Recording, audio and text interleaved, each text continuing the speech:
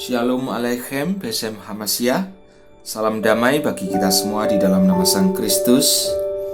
Hari ini Kamis tanggal 11 Agustus tahun 2022, kita memasuki kalender liturgi hari biasa Minggu Biasa ke-19.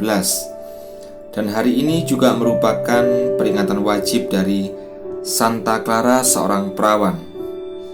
Bersama saya Sulistiawan dari Stasi Santo Yosef, Paroki Santo Stefanus Surabaya, mengajak Bapak, Ibu, dan saudara-saudari yang terkasih untuk mendengarkan sabda Tuhan dan merenungkannya.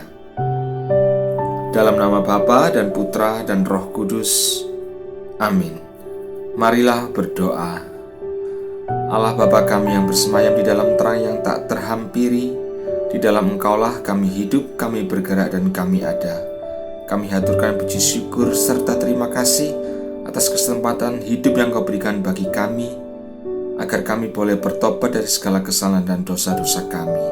Kami berdoa kiranya Kau berkenan mencurahkan Roh-Mu ya Kristus, agar Roh kebenaran itu senantiasa membawa kami kepada seluruh kebenaran dan mempersiapkan hati, jiwa, dan akal budi kami dengan baik untuk lebih siap lagi menerima sabda-Mu yang sebentar lagi akan kami dengarkan.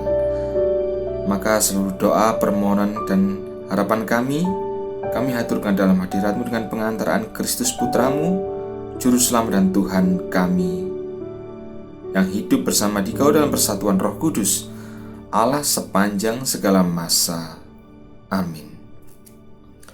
Semoga Tuhan beserta kita, sekarang dan selama-lamanya. Inilah Injil Yesus Kristus menurut Matius. Dimuliakanlah Tuhan.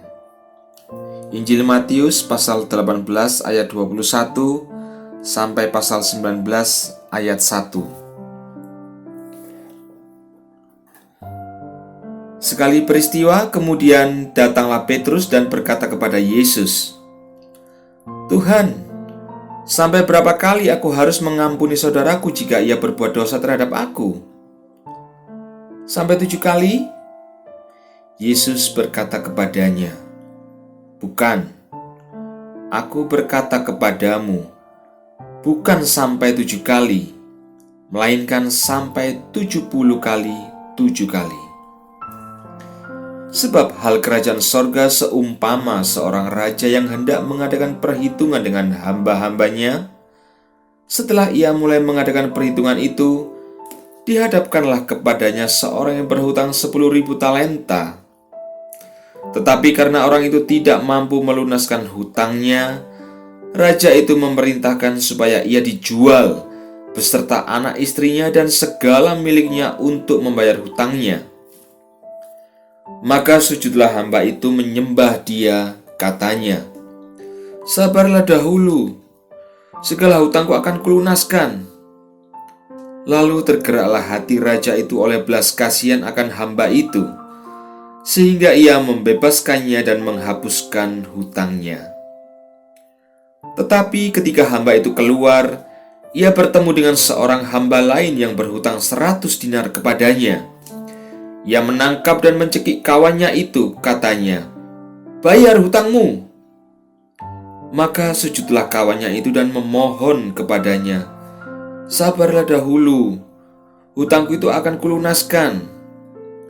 Tetapi ia menolak dan menyerahkan kawanannya itu ke dalam penjara sampai dilunaskannya hutangnya. Melihat itu, kawan-kawannya yang lain sangat sedih, lalu menyampaikan segala yang terjadi kepada tuan mereka.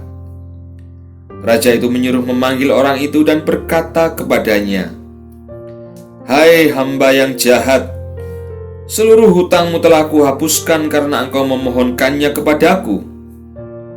Bukankah engkau pun harus mengasihani kawanmu seperti aku telah mengasihi engkau?'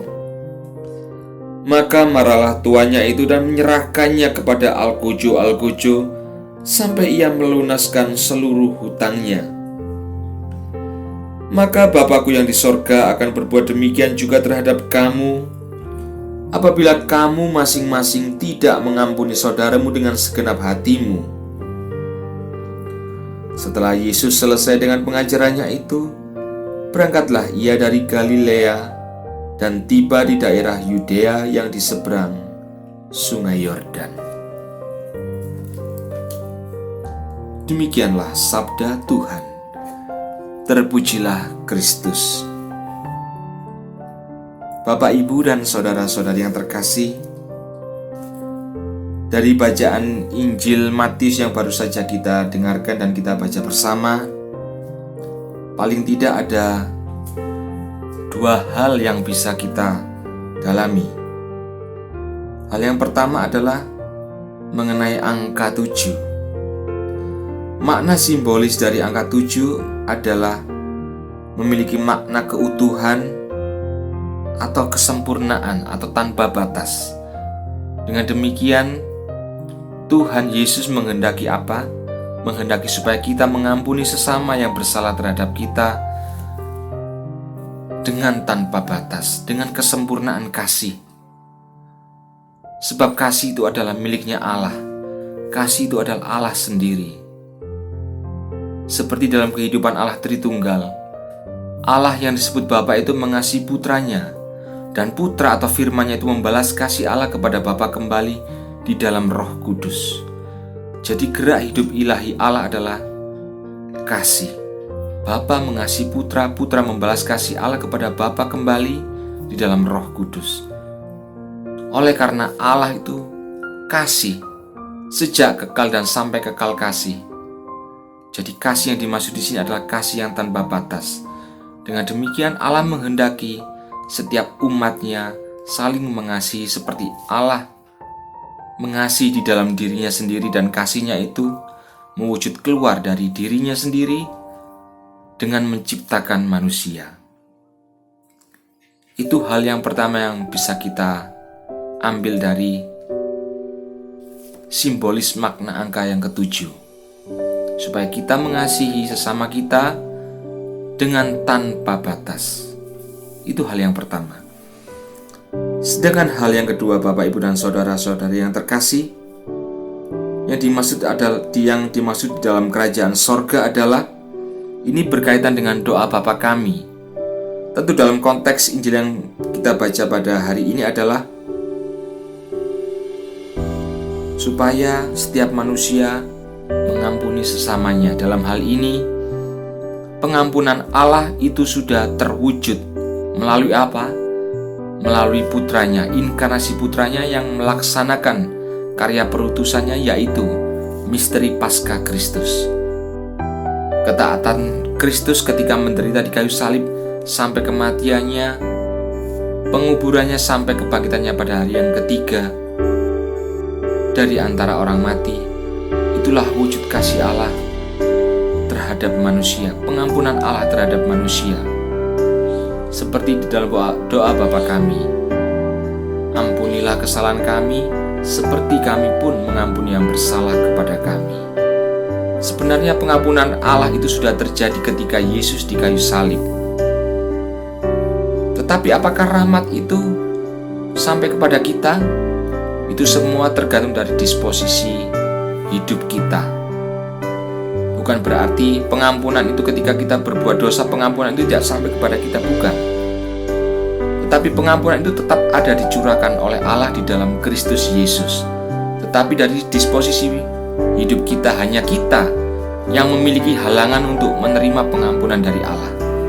Maka di dalam doa Bapa kami, Allah menghendaki sebelum pengampunan Allah itu kita terima, kita harus menghilangkan penghalang itu di dalam diri kita untuk menerima pengampunan dari Allah. Apa halangan itu? Halangan itu adalah dosa. Agar kita menghilangkan atau mematikan ke-7 dosa pokok yang merupakan kecenderungan hidup kita. Apa 7 dosa pokok itu? Kesombongan, iri hati, hawa nafsu, kemarahan, keserakahan, kecemburuan, dan kemalasan. Itu adalah kecenderungan hidup kita. Kecenderungan kita adalah berbuat dosa, dan itu merupakan sesuatu hal yang merupakan penghalang dari pengampunan Allah terhadap diri kita.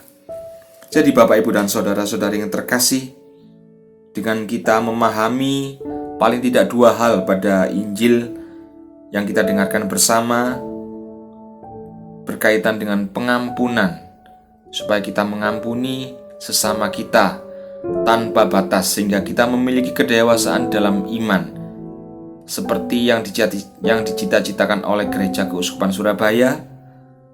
Gereja di Keuskupan Surabaya sebagai persekutuan murid-murid Kristus yang semakin dewasa dalam iman, yang membuahkan keguyupan, penuh pelayanan dan misioner. Dan penuh pelayanan ini berkaitan pula dengan pengampunan kita terhadap sesama kita yang mungkin bersalah terhadap kita. Dan inti dari kesemuanya ini adalah kedewasaan iman.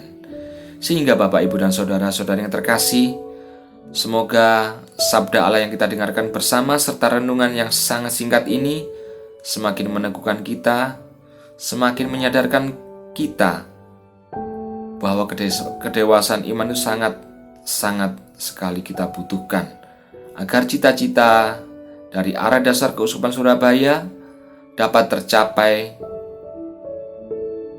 di dalam kehidupan kita menggereja. Semoga berkat Allah senantiasa menyertai kita semua. Amin. Marilah kita berdoa. Allah Bapa kami yang bersemayam di dalam terang yang tak terhampiri, kami haturkan puji syukur serta terima kasih atas sabda-Mu yang telah kami terima dan juga renungan yang sangat singkat ini. Kami berdoa kiranya Roh Kudus yang adalah Roh kebenaran senantiasa membawa kami kepada seluruh kebenaran. Dan kiranya Roh Kudus pula memberikan kami kekuatan untuk mengerjakan keselamatan yang datang daripada-Mu, yang kami terima dalam wujud benih ilahi ketika kami dibaptis. Dan kiranya roh hikmat, roh pengertian, roh nasihat, roh keperkasaan, roh pengenalan akan Allah, roh kesalehan, roh takut akan Allah senantiasa menaungi kehidupan kami, agar keseluruhan hidup kami selalu mengarah kepada kekudusan hidup. Maka dari itu Allah Bapa yang Maha Kuasa, kami menyerahkan seluruh kehidupan kami, semua umat-Mu pada hari ini, pertengahan hingga akhir nanti kami menutup mata ke dalam penyelenggaraan ilahi atas hidup kami, ke dalam kuasa tangan kasih-Mu yang Maha Kudus, di dalam nama Putra-Mu, Juru Selamat dan Pengantara kami semua umat manusia, Tuhan Yesus Kristus, yang melaluinya Engkau menjadikan segala sesuatu dan menopang segala sesuatu, yang bersama Dikau dalam persatuan Roh Kudus, Tuhan yang memberi kehidupan, Allah yang berkuasa sepanjang segala masa. Amin. Kemuliaan kepada Bapa dan Putra dan Roh Kudus, seperti pada permulaan, sekarang, selalu, dan sepanjang segala abad. Amin. Dalam nama Bapa dan Putra dan Roh Kudus. Amin.